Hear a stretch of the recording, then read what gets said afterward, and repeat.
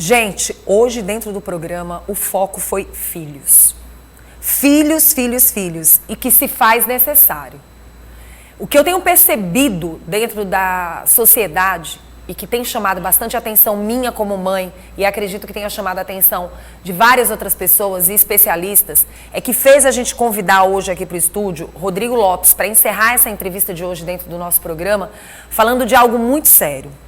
Filhos de férias, sobrecarga de estudos durante o ano letivo, maravilha. Mas aí vamos falar também daqueles jogos, daquelas oportunidades que o seu filho muitas vezes deixa de ter com você e passa a ter com a tecnologia. Ele não procura mais nenhum amiguinho mais para ter as informações. As informações vêm de pessoas estranhas mesmo, de pessoas que não conhecem a sua história, não conhecem a sua vida, não sabem o que você está passando, nem o que você poderia estar passando. E crianças e adolescentes são as peças principais para esse tipo de chamar para mudar a vida social daquela criança. Que muitas vezes ela pensa que é para o bem dela, mas na verdade ela está colhendo informações totalmente erradas e muitas vezes duvidosas, que causam de uma certa forma trabalhando a mente delas para a ansiedade, para, por exemplo, a depressão ou até mesmo a oportunidade de muitas vezes você nem imaginar quem você tem dentro de casa. Se aquele seu filho é o seu filho, ele passa a ser o filho dos outros. Porque hoje nós convidamos o Rodrigo Lopes, que é psicólogo, e ele vai falar pra gente sobre essas rotinas. As crianças estão de férias, mas qual o perigo dessas férias quando o assunto é tecnologia?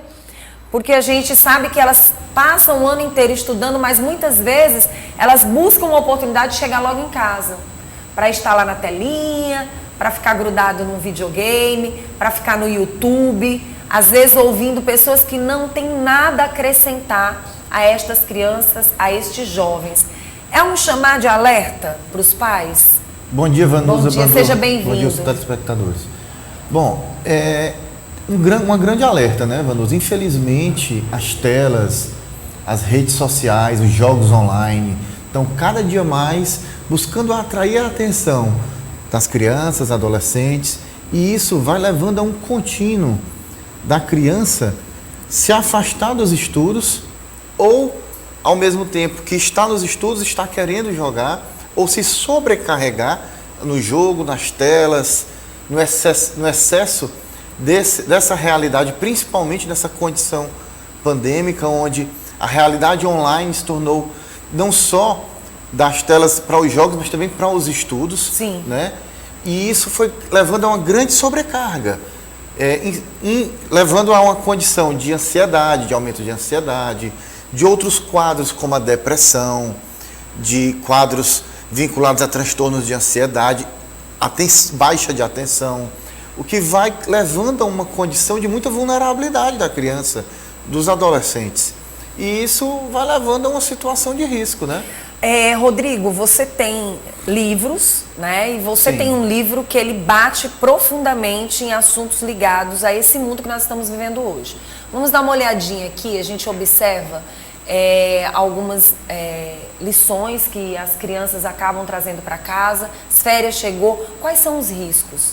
Eu queria que você batesse muito nessa tecla de ensinar o pai e a mãe a observar alguns detalhes que estão passando despercebidos. E que não deixa de ser um alertar também dentro da própria escola, né? Porque nós estamos de férias, professores estão nos assistindo, diretores, donos de colégios. O que chama a atenção dessa parceria escola e família? Tá, primeiramente essa comunicação que tem que Sim. existir entre a família e a escola, os pais sempre estarem buscando a escola para estar se comunicando, né? Vendo como é que está a situação e também os comportamentos que estão sendo executados dentro da escola, a partir dessa criança ou esse adolescente.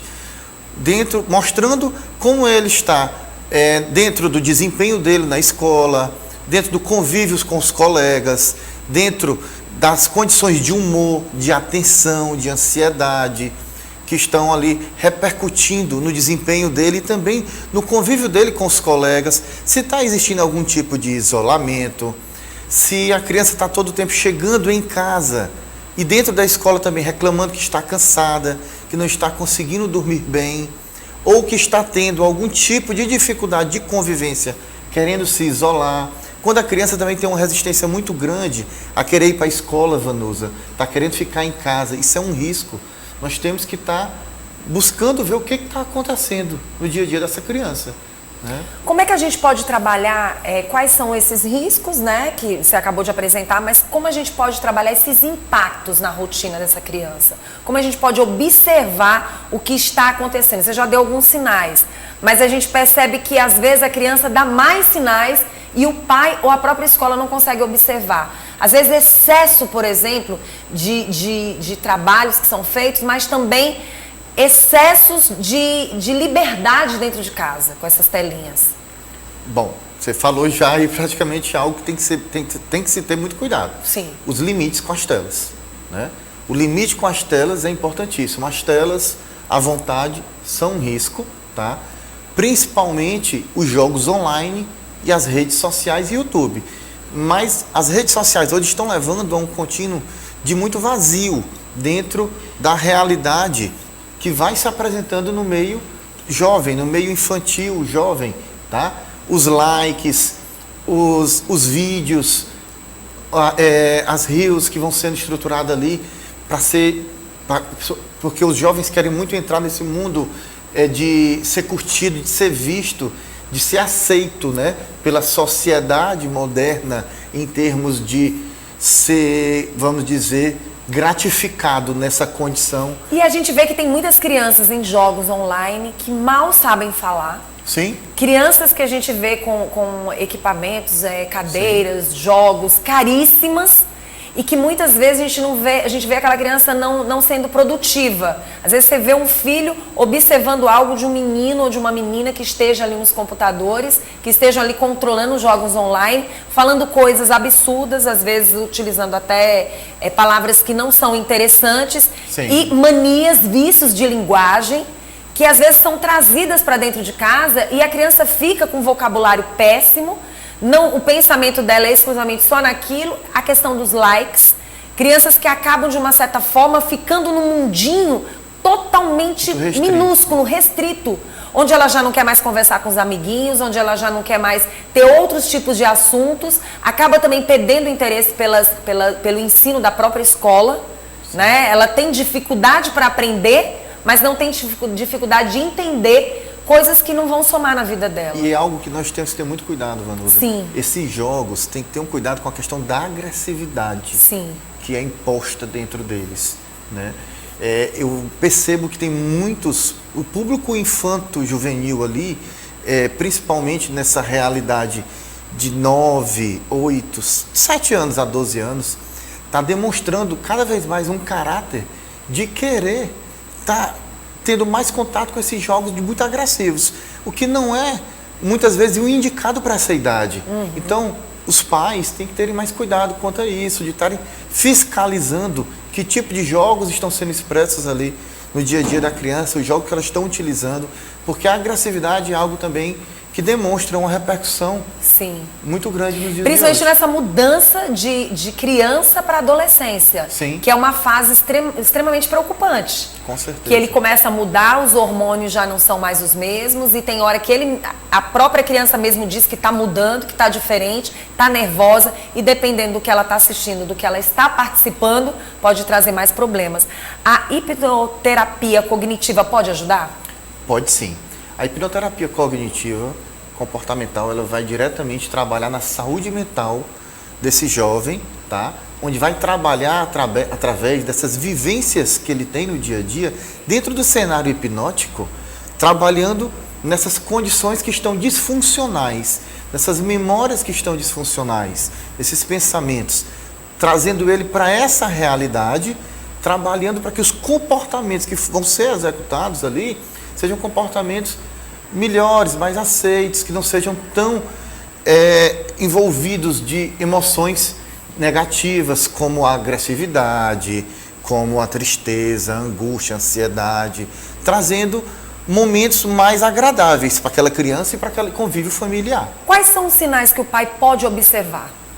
Que ele tem que ficar atento nesses momentos? O que a criança transmite ali que o pai pode logo dizer, olha, eu tenho que ficar atento. Porque às vezes tem situações que você não está o tempo todo ali com o teu filho, principalmente nas férias. Tá. A primeira coisa, tá, é o limite nesse horário bem aí, tá? Tem que ser visto, que às vezes a criança fica à vontade, isso daí é um dos cuidados que tem que se ter. Sim. Né? É uma das coisas que tem que se visualizar. O sono, se está dormindo, tá? Se a criança está dormindo, se ela está, o pai ficar percebendo se ela está sempre acordando cansada, ou mesmo que ela durma dentro de uma realidade pedida de 6 a 8 horas, né, que é o mínimo pedido, são 6 horas, né, de acordo com a Organização Mundial de Saúde, ver se o sono está reparador, né. Além dessa realidade, temos que verificar aí a convivência dela com os colegas, com os familiares, a procura dela por querer, tá também querendo sair de casa. Essa questão de estar todo tempo se isolando é um sinal que os pais precisam perceber, tá? A forma de se comunicar, a questão das gírias, como você mesmo trouxe, a linguagem dos jogos vindo para dentro de casa é um sinal também, ou seja, toda essa ideia, toda essa estrutura pode interferir na saúde mental dessa criança, desse jovem, desse adolescente que está em construção. É importante colocar tarefas que também são da escola para serem compartilhadas em momentos assim, nas férias? Depende muito, depende da realidade que a criança está vivendo. Se ela teve uma condição, passou direto, que adquiriu esse direito de ter toda a condição ali de aproveitar as férias, sim. Mas se ela ficou com alguma pendência, é interessante, sim, tá vendo uma realidade, para estar tendo até um contato com o livro, um momento de replanejar a estrutura de estudos, se for necessário buscar ajuda, que tudo isso faz parte da busca pela saúde mental. Muito bom. Né? Esse replanejamento também, até para conseguir estudar melhor. Achei interessante porque você acaba entrando no mundo dele também. Eu passei a entrar no mundo do meu filho. Deixa eu jogar esse joguinho aqui com você. Não, mas isso aqui não é interessante, tá? Você não vai gostar. Não, mas eu quero ver. Daí, então, acho que essa participação também é legal. Porque, de repente, você vai ver algo que ali não é interessante, que você, não, filho, isso aqui não tá legal. Eu acho que isso aqui não contribui. Vamos ver uma outra coisa. Eu já cheguei a entrar em situações que eu não estava entendendo nada do que o menino estava falando. É uma dificuldade enorme, uma gíria danada. Eu falei, não, isso aqui não é, porque o jogo é interessante, sim, mas a conversa não é boa. Então procura um jogo parecido, mas que tenha uma conversa que possa ser mais agradável, que possa, de uma certa forma, te ajudar. A gente tem que ter essa consciência. Participar, ver o que é que você está jogando, o que é que você está vendo, como é que está sendo, deixa eu dar uma olhada. Porque passa a ficar algo seu e o do seu filho. Às vezes ele está usando um celular, está usando um celular que tem sua proteção, que tem o seu cuidado. Então a gente tem que estar observando isso. É algo que chama a atenção de não dar férias, totalmente férias para o filho, né? Com certeza. E também esse contato, né, Vanusa? Você falou tudo. Esse contato é fundamental.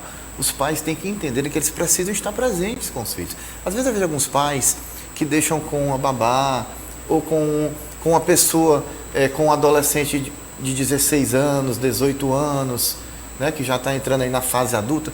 Não é interessante, porque a gente não sabe o que essa pessoa pode estar trazendo para essa criança que está em formação ali. Muito bom. Tem que ter todo um cuidado e esse contato próximo dos pais é importantíssimo. Pronto. E vamos falar do teu livro. Como é o nome do teu livro? Teu último livro? Tá falando que foi lançado ou que vai ser? Isso. Ainda vai ser lançado. Não, na verdade vem um aí. Está vindo um aí. Mas é outro, é na área de então psicologia segura. Mas você teve um livro anterior, ainda falando de filhos? Não, Tem é 3. o que vem. Eu tenho 3 livros, onde um deles eu falo sobre várias realidades. E um deles é a dependência tecnológica, né? Pronto, que é muito interessante. Era essa que eu queria passar para quem está em casa. Quem quiser entrar em contato com você, vai lá no Instagram. Pode ir lá no Instagram, @Rodrigo Lopes Psicólogo, estarei lá para tirar dúvidas. Pronto, vai ser muito bom. Leva essas informações para as mães, porque elas precisam, viu? Tá ótimo. E esses livros também, como é que as pessoas fazem para encontrar? Lá também no seu Instagram? Dentro do Centro Psicológico Rodrigo Lopes, né? E também nas livrarias online aí do Brasil, todas têm. E também aqui na Livraria Anchieta. Aqui no Pronto. Eu quero até aproveitar esse momento que ele está aqui para dizer o seguinte, mãe. Mostra para tua criança que ela não tem que ganhar um computador ou até mesmo um joguinho, seja lá o que for, só para isso. Não. Ela também pode estar com aquele computador, com aquelas dicas de games, mas ela também pode usar para estudar, para pesquisar, para fazer algo diferente. Não coloque essa profissão na vida do teu filho somente. Coloque a oportunidade dele ajudar outras crianças. Comece a fazer com que teu filho trabalhe algo positivo para as outras crianças, ensinando elas também não só a jogar, mas também a entender que tem muitas outras coisas boas para se fazer quando o assunto é computador, né? É sempre bom a gente estar ajudando as nossas crianças.